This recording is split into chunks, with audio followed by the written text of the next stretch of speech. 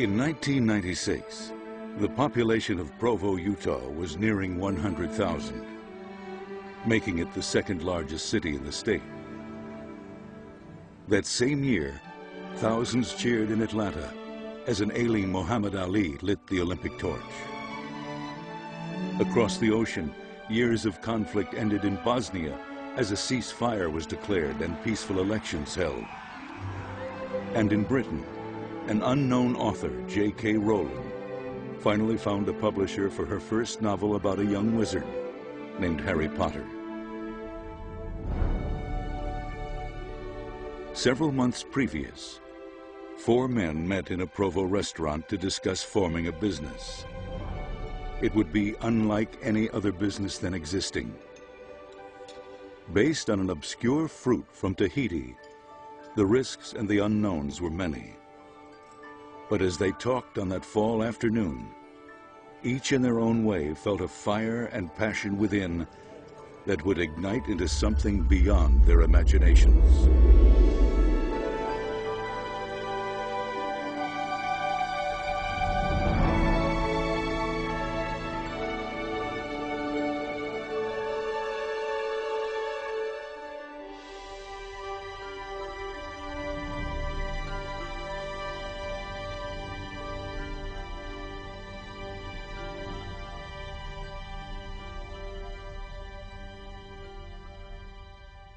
The genius of the free enterprise system is that an idea, simply one idea, can become an organization that provides livelihood for thousands and a product that can literally benefit millions.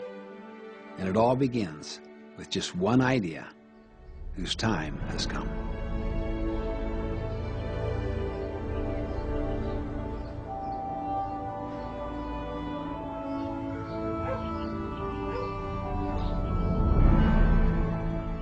The idea came from the minds of John Wadsworth and Stephen Story. Food scientists Wadsworth and Story had come across research on a fruit called noni that purportedly had unusual health benefits among Tahitians. Uncertain, they secured a sample of the fruit. It was such a humble beginning at first, working out of a one-car garage and a little office in the back of the house, and then having this crude sample. But thank goodness John had the vision. John could see the vision of the fruit. He could see that this was something that had never been brought to the market. I, on the other hand, my vision was different. Mine was like, okay, John, you work on that. I'll go over here and work on some things that can bring us in some money. Despite obstacles, Wadsworth and Story continued working with the fruit, eventually developing a flavoring and production process. Then came the meeting at a Provo restaurant, where businessmen Kim and Carrie Acey were invited to become partners. A short time later, marketing expert Kelly Olson joined the team. I think that I immediately had a feeling that there was something very special about it. A product discovered from Tahiti that was unlike anything that had ever been on the market before, first time. I had the feeling, to be honest with you, that I'd come home, and that this was something that was going to be very significant in my life. Also, my brother Kim and I were trying to do is to do something good that we could feel good as fathers. Both of us at the time were unemployed, and we were trying to find something that we could make honest, good income, and it was doing good for others.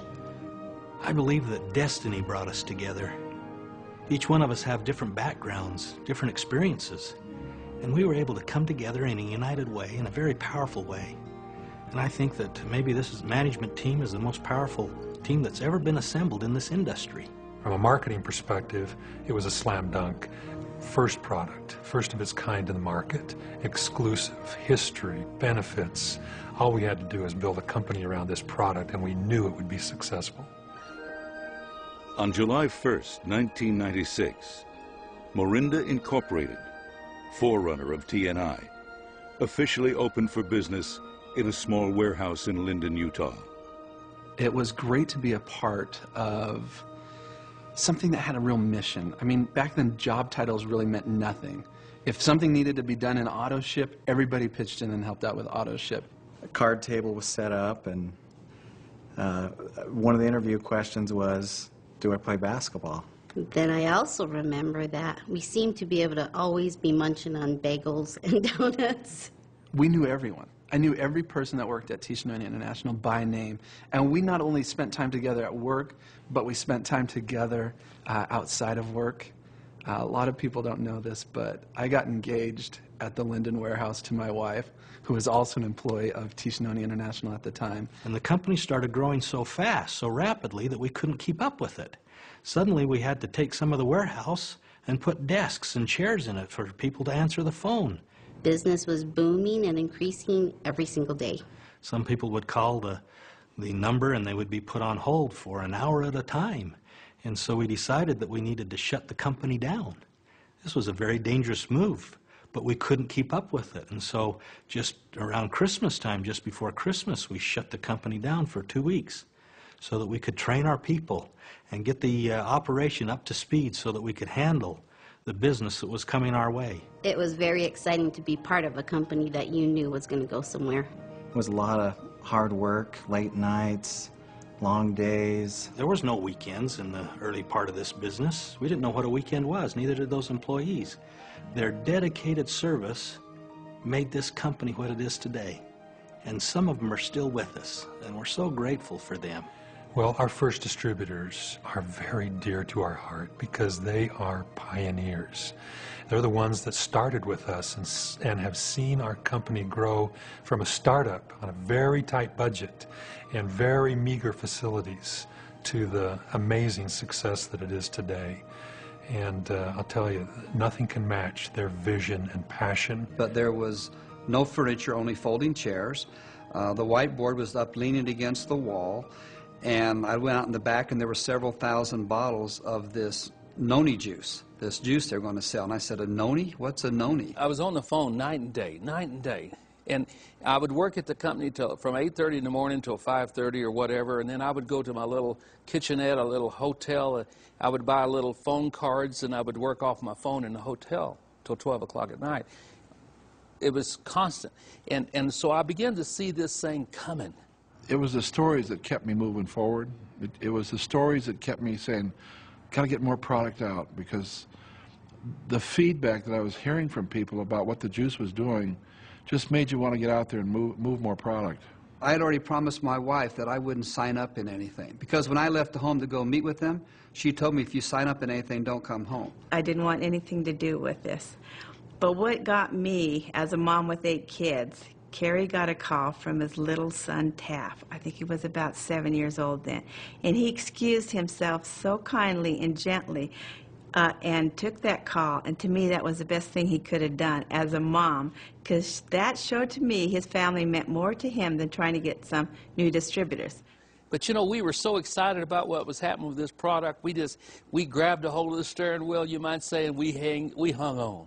Kelly called me. It was a Saturday afternoon and said, I got the first 8.5 sheet ready. And I ran over to his house, rang the doorbell. His wife opened the door. I ran upstairs, and I grabbed the very first piece of literature that ever was printed by Tishnoni International. It was called Mirinda then. I grabbed that off of his printer and went home and started faxing it out to people. Because of the phone jams, so many people calling, people couldn't get their product ordered. And so they decided to open up the warehouse in the back and put 4 computers back there, you know, it's will call, and let people come and pick up their product. And I would go out there, and they would be 50-foot lines, 4 lines. It looked like Walmart. And I would go out there and talk to these people. And I would say, you know, where are you from? They'd say, well, I'm from Arizona, California, New Mexico. I said, you mean you drove all the way here to get the product? Yes, we got to have the product.